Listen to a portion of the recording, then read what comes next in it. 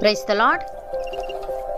ఈరోజు దేవుని వాగ్దానము, యూదా వారలారా, ఇజ్రాయేలు వారలారా, మీరు అన్ని జనులలో నేలాగు శాపాస్పదమై ఉంటిరో అలాగే మీరు ఆశీర్వాదాస్పదమగునట్లు నేను మిమ్మల్ని రక్షింతును. భయపడక ధైర్యము తెచ్చుకొనుడి. జకర్యా గ్రంథము 8వ అధ్యాయము 13వ వచనము. సహోదరి సహోదరులారా, యూదా మరియు ఇజ్రాయేలు వారికి దేవుని నుండి వచ్చిన గొప్ప ఆశీర్వాదకరమైన శుభవార్త ఇది. ఆ కాలంలో యూదా మరియు ఇజ్రాయేలు ప్రజలు బబులోను చెరలో చాలా కష్టాలను అనుభవించారు. వారి భూమి శిథిలావస్థలోకి వెళ్ళింది. వారు నిరాశ మరియు నిస్సహాయత మధ్య జీవించారు. భయంతో బిక్కుబిక్కుమంటూ అన్ని జనుల ముందు శాపాస్పదముగా ఉన్నారు. అయితే దేవుడు వారిని ఆ చెరలో నుండి విడిపించి ప్రవక్త అయిన జకర్యా ద్వారా వారికి గొప్ప భరోసాను, నిరీక్షణను కలిగించే సందేశాన్ని అందించాడు. మరియు వారు త్వరలో రక్షింపబడతారని, ఇతరులకు ఆశీర్వాదకరంగా మారతారని, వారు భయపడక ధైర్యం తెచ్చుకోవాలని తెలియజేశాడు. ఈ వాగ్దానం యూదా మరియు ఇజ్రాయేలు ప్రజలు ధైర్యంతో ముందుకు సాగడానికి, దేవుని యందలి విశ్వాసంలో స్థిరంగా ఉండడానికి గొప్ప ప్రోత్సాహాన్ని అందించింది. ప్రియులారా, నిర్జలమైన బ్రతుకులో నిరీక్షణను కలిగించడానికి, శాపకరమైన బ్రతుకులను ఆశీర్వాదకరంగా మార్చడానికి, ధైర్యం చెడిన వారిని ధైర్యపరచడానికి దేవుడు చాలినవాడు.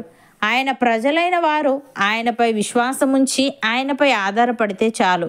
ప్రవక్త ఈ విధంగా అంటున్నాడు: సడలిన చేతులను బలపరచుడి, తొట్టిల్లు మోకాలను దృఢపరచుడి, తత్తరిలో హృదయులతో ఇట్లనుడి, భయపడక ధైర్యముగా ఉండుడి. ప్రతిదండన చేయుటకై మీ దేవుడు వచ్చుచున్నాడు. ప్రతిదండనను, దేవుడు చేయదగిన ప్రతీకారమును ఆయన చేయును. ఆయన వచ్చి తానే మిమ్మును రక్షించును అని. ప్రియులారా, ఆత్మను గూర్చిన వాగ్దానము విశ్వాసము వలన మనకు లభించినట్లు అబ్రహాము పొందిన ఆశీర్వచనము క్రీస్తు యేసు ద్వారా అన్ని జనులకు కలుగుటకై క్రీస్తు మన కోసము శాపమై మనలను ధర్మశాస్త్రం యొక్క శాపము నుండి విమోచించెను. ఇందును గూర్చి మ్రాను మీద వ్రేలాడిన ప్రతివాడును శాపగ్రస్తుడు అని వ్రాయబడి ఉన్నది.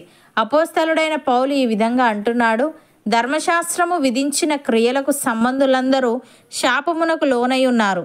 ఎందుకనగా ధర్మశాస్త్ర గ్రంథమందు వ్రాయబడిన విధులన్నీ చేయుటయందు నిలకడగా ఉండని ప్రతివాడును శాపగ్రస్తుడు అని వ్రాయబడి ఉన్నది. ధర్మశాస్త్రము చేత ఎవడునూ దేవుని ఎదుట నీతిమంతుడని తీర్చబడని సంగతి స్పష్టమే. ఏలయనగా నీతిమంతుడు విశ్వాస మూలముగా జీవించును. ధర్మశాస్త్రము విశ్వాస సంబంధమైనది కాదు గాని దాని విధులను ఆచరించువాడు వాటి వలననే జీవించును అని. సహోదరి సహోదరులారా, విశ్వాస సంబంధులే అబ్రహాము కుమారులని మీరు తెలుసుకొనుడి. దేవుడు విశ్వాస మూలముగా అన్యజనులను నీతిమంతులుగా తీర్చునని లేఖనము ముందుగా చూచి, నీ యందు అన్యజనులందరూ ఆశీర్వదింపబడుదురు అని అబ్రహామునకు సువార్తను ముందుగా ప్రకటించెను. కాబట్టి విశ్వాస సంబంధులే విశ్వాసము గల అబ్రహాముతో కూడా ఆశీర్వదింపబడుదురు. అవును అన్నవారు నాతో పాటు ప్రార్థనలో ఏకీభవించండి.